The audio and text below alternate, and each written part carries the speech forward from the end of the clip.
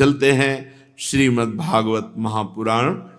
प्रसंग चल रहा है प्रहलाद जी के लिए भगवान खंभे से नरसिंह रूप में प्रकट हुए। प्रहलाद जी के लिए भगवान ने हिरण्यकश्यप के मांगे हुए सारे वरदान याद दिलाए कि देख सब वरदान तेरे निष्फल, और फाड़ के फेंक दिया, आते गले में डाल ली। भगवान की बड़ी भयंकर झांकी देखकर सब थर्रा उठे। ब्रह्मा जी, भगवान शंकर, बड़े बड़े सब सिद्ध, चारण, गंधर्व, यक्ष, नाग, सबने स्तुति की, पर भगवान नरसिंह का क्रोध शांत नहीं। तो जब एवं सुरादया सर्वे ब्रह्म रुद्र पुरः सराह नोपैतु मसकन मन्यु शरणम्ब सुदरासदम। जब देखा भगवान शंकर ब्रह्मादि ने कि किसी की स्तुति से नरसिंह भगवान का क्रोध शांत नहीं हुआ, तब उन्होंने लक्ष्मी जी से कहा कि आप तो प्राण प्रिया हैं। तो लक्ष्मी जी 2 कदम बढ़ी और जो भयंकर रूप देखा फिर पीछे हट गई। तब ब्रह्मा जी पास में खड़े हुए प्रहलाद जी से कहा, बेटा भगवान तुम्हारे लिए प्रकट हुए हैं, जाओ भगवान के समीप जाओ और उनको प्रसन्न करो। परम प्रेमी प्रहलाद जी ने जो आज्ञा ऐसा कह करके दौड़ पड़े जैसे बछड़ा गाय की तरफ दौड़ता। कोई भय नहीं प्रहलाद जी को। साष्टांग दंडवत भगवान श्री हरि की, जिनके लिए पूरा जीवन समर्पित हो, कोई रूप रख के आवे, भय थोड़ी लगता है भक्त को।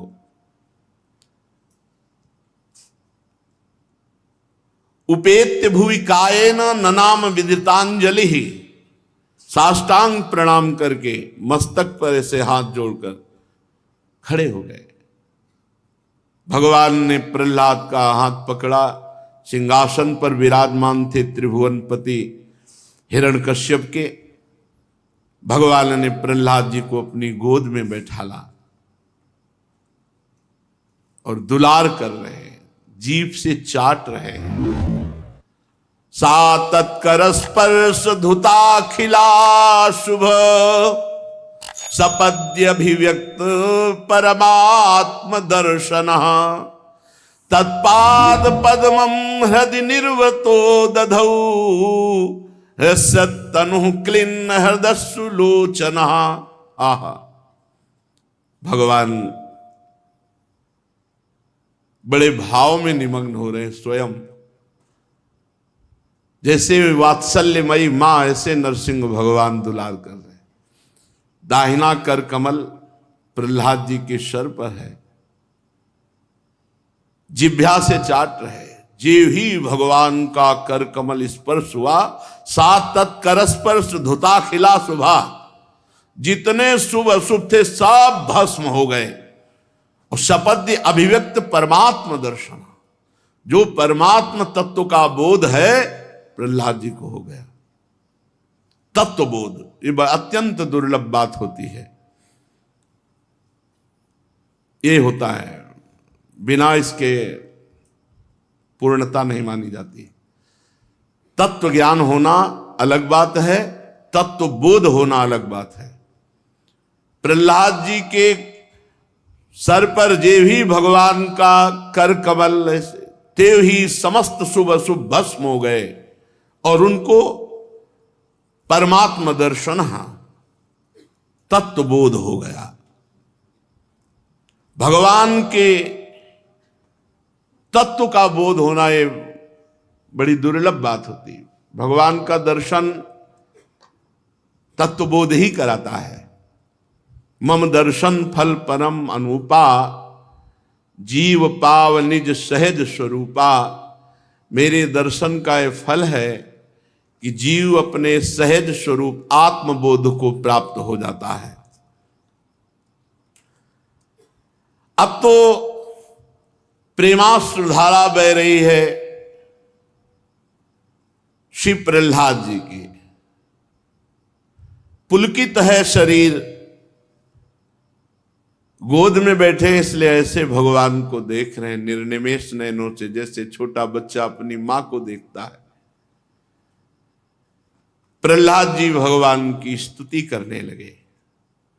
ब्रह्मादयः सुरगणा मुनयोऽथ सिद्धा सत्वैकतान मतयो वचसां प्रवाहै नाराधितुं पुरगुणैरधुनापि पिप्रुः किं तोष्टुमर्हति समे हरिरुग्र जाते।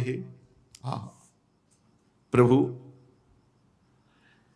ब्रह्मादि देवता, बड़े बड़े ऋषि मुनि, बड़े बड़े सिद्ध, ये सब गुणातीत, कोई सतोगुण में स्थित, ये धारा प्रवाह आपकी स्तुति की और आपको संतुष्ट नहीं कर सके, तो मैं तो घोर असुर जाति में प्रकट हुआ हूं, दैत्य बालक हूं, क्या प्रभु आप मुझसे संतुष्ट होंगे?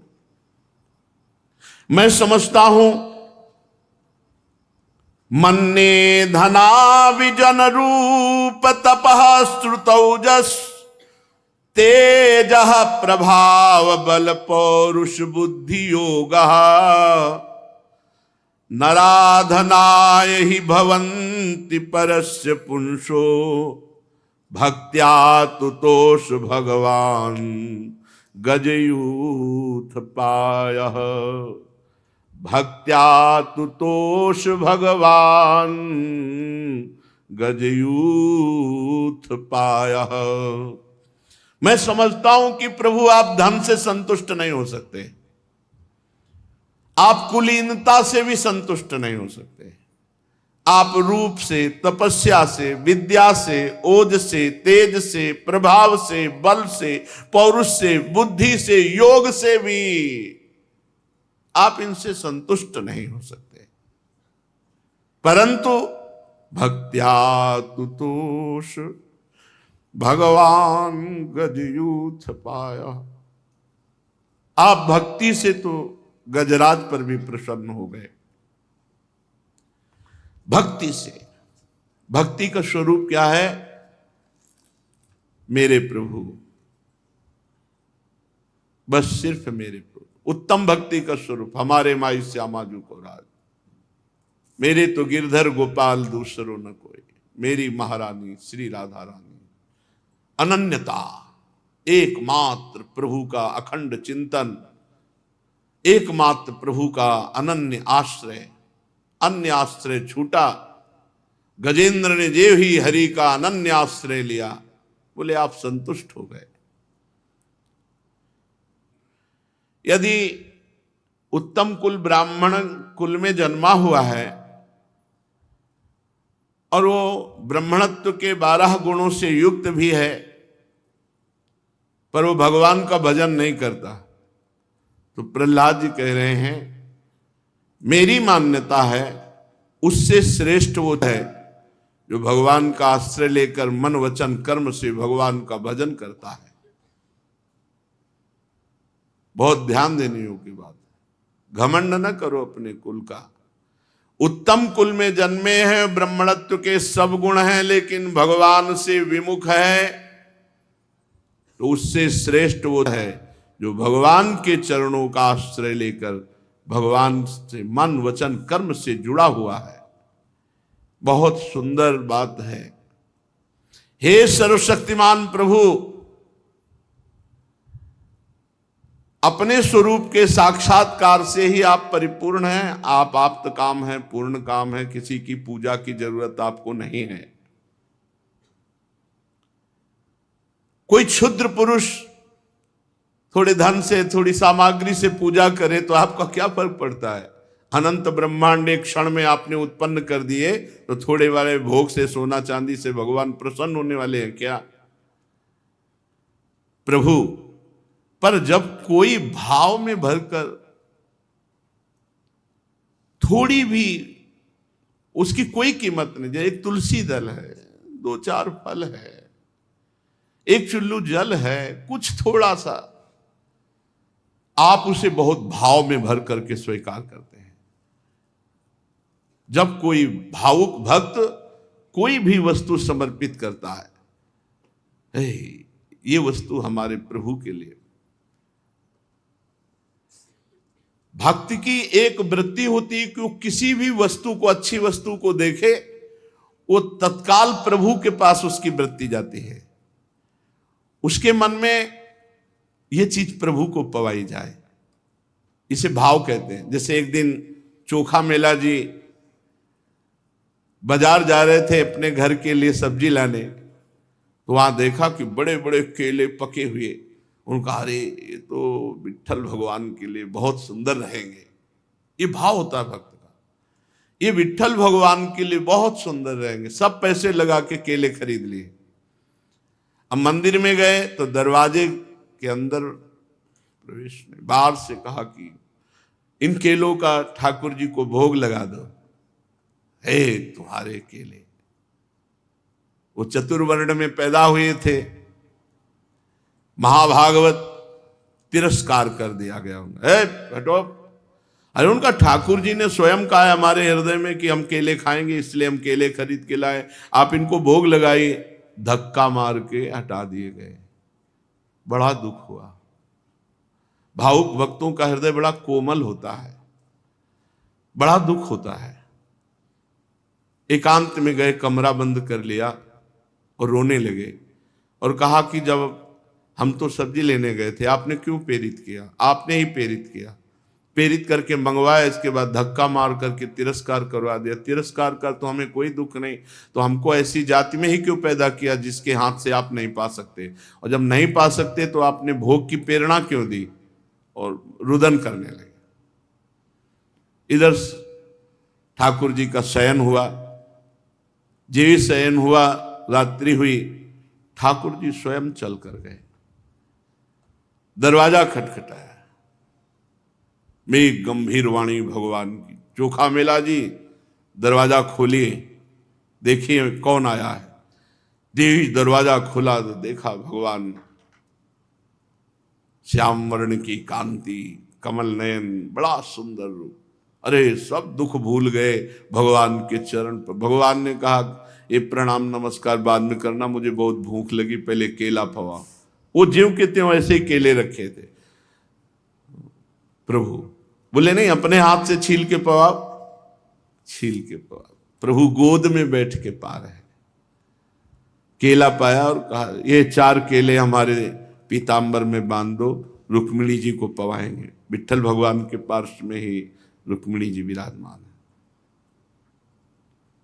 और कहा देखो ये बाहरी बातें थी, वो लोग जानते नहीं, भक्ति की महिमा को नहीं जानते। हमारे लिए कोई जात पात कुल कर्म धर्म बड़ाई ये सब कुछ नहीं, मैं केवल एक भक्ति के संबंध को मानता हूं। और भगवान अंतर्धान हो गए और अंदर से जाकर के सिटकिनी बंद कर ली मंदिर की अंदर से। अब प्रातःकालीन जब दर्शन के लिए हजारों भक्त एकत्रित हुए, जय जयकार मची। जो प्रधान सेवक जन थे वो सब आए, दरवाजा खोला तो खुला ही नहीं, अंदर से बंद। अब तो पक्का पता कि दरवाजा तो बाहर से बंद होता है, ये तो ठाकुर जी ने बंद किया, कोई अपराध बन गया क्या? बड़ी विनय की। जब बहुत समय तक सब भक्तों ने विनय की, तब कहा जाओ पालकी लो, चोखा मेला जी को पालकी में बैठाल के लाओ और सबके बीच में जब वो आकर कहेंगे दरवाजा खोलो तो दरवाजा खुलेगा। अब तो भगवत आदेश, तुरंत वही पार्षद जो कल धक्का मारे थे आज पालकी लेके गए, चोखा मेला जी को विनय किया, जबरदस्ती बैठाला, क्योंकि वो दैन्य भक्त पालकी में क्यों बैठेंगे। और जब चोखा मेला जी आए और दरवाजे खोलो प्रभु, तत्काल दरवाजा खुल गया। देखा तो आंगन में छिलके। तो उनका प्रभु ये छिलके कैसे? बोले चोखा मेला जी के घर में जाके हमने पाया और यहां रुक्मिणी जी ने पाया।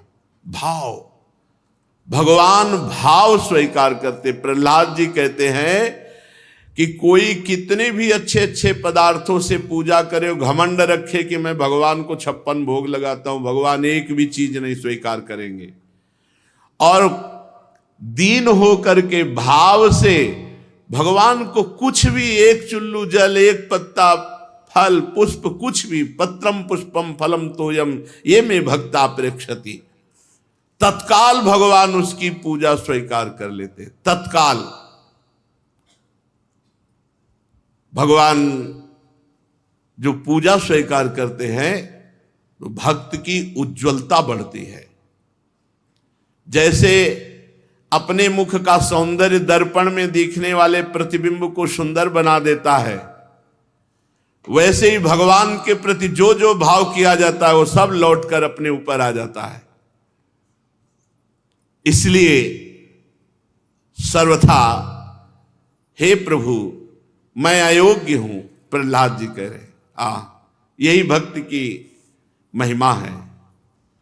भगवान प्रहलाद जी के लिए प्रकट हुए और प्रहलाद जी क्या कह रहे हैं, प्रभु मैं सर्वथा अयोग्य हूं, अनाधिकारी हूं, पर बिना किसी शंका के जितनी आपने बुद्धि दी है उसके अनुसार मैं आपकी महिमा का वर्णन कर रहा हूं। हे प्रभु आपकी महिमा के गान का ऐसा प्रभाव है कि जो आपकी महिमा गाता है और आपकी महिमा सुनता है वो जीव तत्काल पवित्र होकर इस संसार चक्र से मुक्त हो जाता है। प्रभु सत्व गुण के आप आश्रय हैं, ये ब्रह्मादि देवता आपके आज्ञाकारी हैं। हम दैत्य तो आपसे द्वेष करते हैं। आपने बड़े बड़े सुंदर सुंदर अवतार ग्रहण किए इस जगत के कल्याण के अभ्युदय के लिए, आनंद की प्राप्ति के लिए। जो भक्त जन है वो आनंद में डूबे। आपने बड़े बड़े सुंदर अवतार धारण किए, बड़ी बड़ी सुंदर लीलाएं की, पर प्रभु इस समय आप बड़े भयंकर रूप में हैं। अब शांत हो जाइए। जिसके लिए आपने क्रोध किया था वो तो मारा जा चुका है। तद यच्छ मन्युमसुरश्च हतस्त्वयाद्य मोदेत साधुरपि वृश्चिक सर्प हत्या लोकाश्च निर्वृतिमिता प्रतियन्ति सर्वे रूपम नृसिंह विभयाय जना स्मरन्ति। प्रभु आप क्रोध शांत कीजिए। असुर मारा जा चुका है। जैसे ये बिच्छू सांप आदि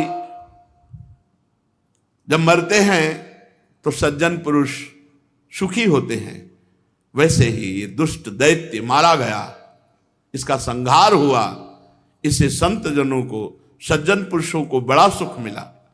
प्रभु शांत हो जाइए। समस्त लोग आपके क्रोध शांत होने की बाट जो रहे हैं। हे नृसिंहदेव, जो भक्त आपका स्मरण करेगा नृसिंह भगवान का, वो भारी से भारी संकट में, भारी से भारी दुख में तत्काल मुक्त हो जाएगा। और ये प्रहलाद जी के वचन हैं, जो भगवान के वचन भले अपना प्रण विशाल भगत को पूर्व प्रणन्यो, एक बार भगवान अपने वचनों को पीछे हटा देंगे, भक्त के वचनों को नहीं। और ये हमने अपने जीवन में कई बार देखा है।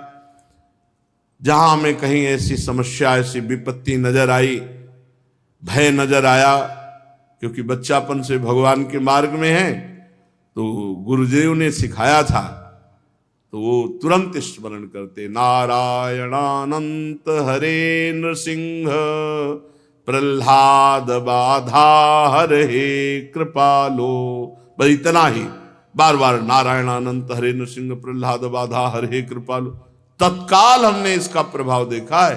प्रहलाद जी कह रहे, हे नृसिंह देव, जो भक्त भय से मुक्त होने के लिए आपका स्मरण करेगा तत्काल भय मुक्त हो जाएगा। इसलिए पकड़ो, जब किसी को भय विपत्ति संकट लगे उसी समय आप ना कुछ याद रहे तो हे नृसिंह, हे नृसिंह, हे नृसिंह, आप कृपा करो नृसिंह भगवान, हमारे को भय से मुक्त करो।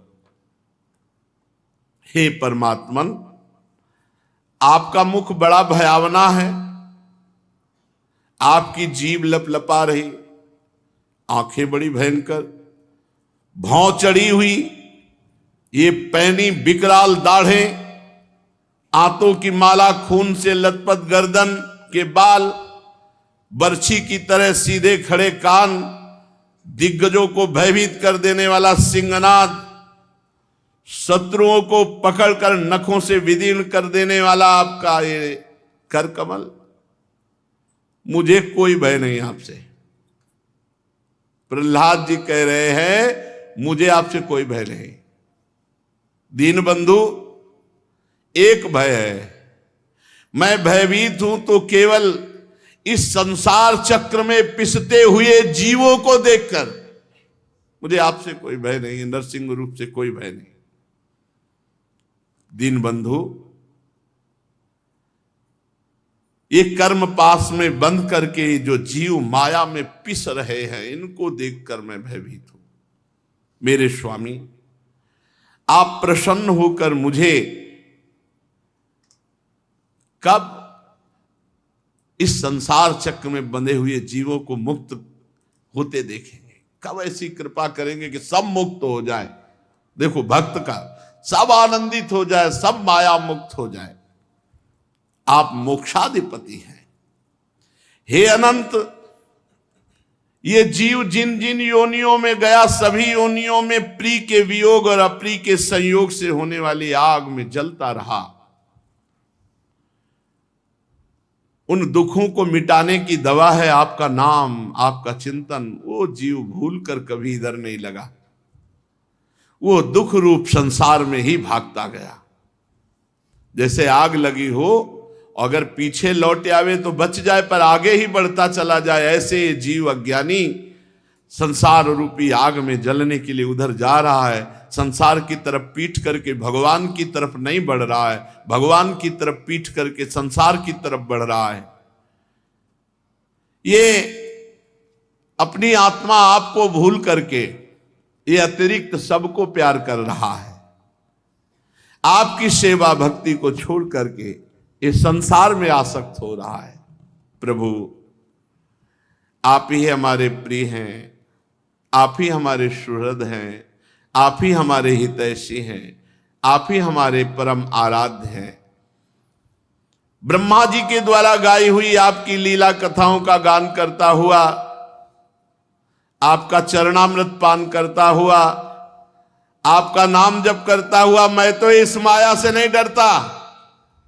आपकी लीला कथा का गान करता हुआ, आपका चरणामृत पान करता हुआ, आपका नाम जप करता हुआ, इस संसार की कठिनाइयों को मैं कुछ नहीं समझता, इन सबको पार कर जाऊंगा। हमें दुख है इनके लिए, ये जो संसार में रत न भगवान का नाम जप करते, न भगवान की लीला कथा सुनते, न भगवान की आराधना करते हैं। मुझे तो आपकी कृपा से परमहंस महात्माओं का संग मिला है, मुझे कोई भय नहीं है। हे नृसिंहदेव, इस लोक में दुखी जीवों को दुख मिटाने के लिए जो उपाय माना गया है, रुपया पैसा नाना प्रकार की भोग सामग्री, वो सब दुख ही है। एक क्षण में काल नष्ट कर देता है। मां बाप बालक की रक्षा नहीं कर सकते, अगर काल विरुद्ध है तो नहीं रक्षा कर सकते। औषधि रोग नहीं मिटा सकती अगर काल विरुद्ध है। समुद्र में डूबते हुए को कोई नौका या कोई बचा नहीं सकता यदि काल विरुद्ध है। सत्वादि गुणों के कारण भिन्न भिन्न स्वभाव के जितने ब्रह्मादि श्रेष्ठ हैं, सब काल के अधीन हैं। काल सबको रौंद देता है, पर काल को प्रेरित करने वाले आप हैं। जो आपकी शरण में आ गया, समुझ जे आए शरण ते डरत ना काल डर, दियो दान ते न भय। ये समुझ जे आए शरण ते डरत न काल डर, क्योंकि काल आपका ही स्वरूप है। प्रभु, काल के द्वारा गुणों में क्षोभ होने पर माया मनः प्रधान लिंग शरीर का निर्माण करती है। यह लिंग शरीर बलवान कर्ममय अनेक नाम रूपों में आसक्त छंदों में है। मन 5 कर्मेंद्रियां, 5 ज्ञानेंद्रियां, 5 तन्मात्रा, ये 16 अरे हैं जिनमें पूरे संसार को काटता रहता है, पीसता रहता है काल। आपकी शरण में ना आए और इन काल पर विजय प्राप्त कर ले, 16 पर ऐसी किसकी हिम्मत है? 5 ज्ञानेंद्रियां, 5 कर्मेंद्रियां, 5 तन्मात्रा, 1 मन, ये 16 हैं जीव को बार बार जन्म, बार बार मरण।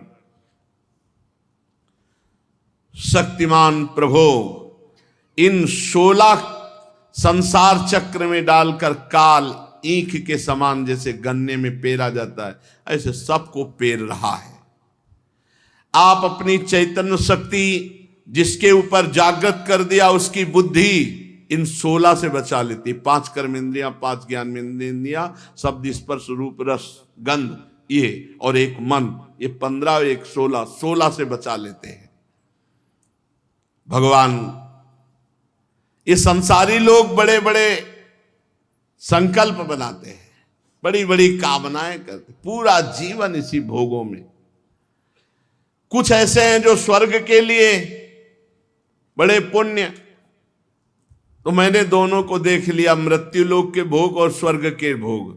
जिस समय मेरा पिता हिरण्यकश्यप जरा सी भौं टेढ़ी करता था तो स्वर्ग के बड़े बड़े लोकपाल घुटनों के बल देखे हैं, और मृत्यु लोक का तो क्या भोग है प्रभु। और ऐसे हिरण्यकश्यप को आपने फाड़ के फेंक दिया, कौन सा सुख।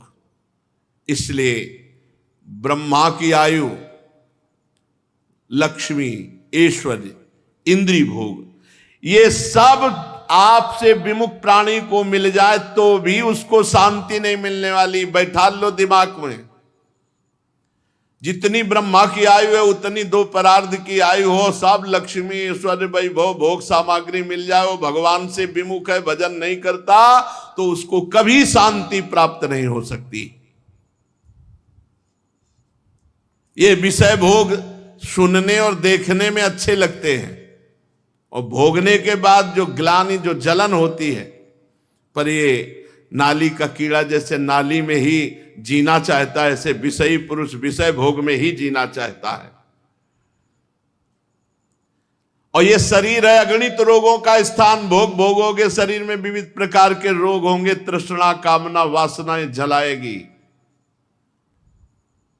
कहां ये मिथ्या विषय भोग, कहां ये रोग युक्त शरीर, और कहां भगवान की प्राप्ति। अरे बढ़िया अवसर मिला है, जीव को चाहिए कि ये बात जानकर भोगों से विरक्त होकर, शरीर से अनासक्त होकर के भजन कर ले और भगवान की प्राप्ति कर ले। प्रभु हम तो तमोगुणी असुर वंश में उत्पन्न हुए हैं, कहां मैं असुर बालक और कहां आपकी अनंत कृपा। धन्य है आपने अपना परम प्रसाद स्वरूप सकल संतापहारी कर कमल मेरे सिर पर रखा, जिसे आपने ब्रह्मा, शंकर और लक्ष्मी जी के सिर पर कभी नहीं रखा, वो कर कमल आपने। ऐसा दुलार न ब्रह्मा जी को मिला, न लक्ष्मी जी को मिला। दूसरे संसारी जीवों के समान आपने छोटे बड़े भेदभाव की वृत्ति नहीं है आप में, क्योंकि आप सबकी आत्मा हैं, अकारण प्रेमी हैं। फिर भी प्रभु जो आपका सेवन करता है तो आप उस पर विशेष कृपा करते हैं, जो आपका भजन करता है आप उस पर विशेष कृपा करते हैं। सेवा के अनुसार जीवों पर आपकी कृपा उदय होती है, उसमें जातिगत उच्चता या नीचता कारण नहीं है। भगवान ये संसार एक ऐसा अंधेरा कुआं है जिसकी तरफ सब भागे चले जा रहे हैं। उसमें एक भयंकर सांप पड़ा हुआ है, काल, और वो सबको डस रहा है। मैं भी जा रहा था गिरने ही उस कुएं में, पर मुझे तो गर्भ से ही देवर्षि नारद जी ने बचा लिया। मुझे मेरे गुरुदेव देवर्षि नारद ने बचा लिया, नहीं मैं भी संगवश उसी कुएं में गिरने जा रहा था। अब भला मैं आपके भक्तजनों का संग और आपका भजन कैसे छोड़ सकता हूं। जिन भक्तजनों की कृपा से आपकी प्राप्ति हुई, ऐसे भक्तजनों का संग और आपका भजन। प्रभु जिस समय मेरे पिता ने अन्याय करने के लिए कमर कस के हाथ में तलवार लिया और कहने लगा कि यदि मेरे सिवा कोई और ईश्वर है तो तुझे बचा ले, मैं तेरा सिर काटता हूं, उसी समय आपने मेरे प्राणों की रक्षा के लिए नरसिंह अवतार धारण किया और मेरे पिता का उद्धार किया। मैं समझता हूं प्रभु आप अपने भक्त सनकादि ऋषियों का वचन सत्य करने के लिए प्रकट हुए। प्रहलाद जी ने और भगवान की मधुर स्मृति प्रदान करने वाली स्तुति की। सो आनंद लेते हुए शेष चर्चा आगे। श्री राधा वल्लभ लाल की जय।